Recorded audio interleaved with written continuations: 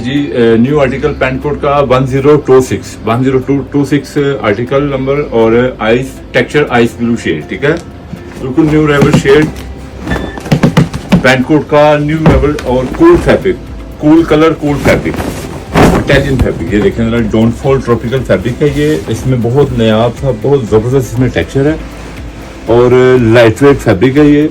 Italian 2 piece पहन लें, 3 piece पहन लें, इसका वेट आपको महसूस नहीं होने वाला। ये 150x में 150x की रेशो में बना हुआ है, ठीक है, 100% प्योर कूल वूल धागे के साथ, ठीक है, वूल का और विस्कोस के साथ ये बना हुआ है, नॉट ए पॉलिस्टर, ठीक है, इटालियन फैब्रिक है ये, सिल्वेस्ट्रो ब्रांड है और ये ज़बरदस्त आपको इसकी कलर स्कीम हम आपको दिखाएंगे। जैसे जैसे वीडियो में हमारे पास कलर स्कीम आती रहेगी हम आपको दिखाते रहेंगे। इसकी मैं खरीद आपको बना के दिखाता हूँ, ये देखें, और ये डाउनफॉल फैब्रिक है, रिंकल फ्री और डाउनफॉल फैब्रिक है।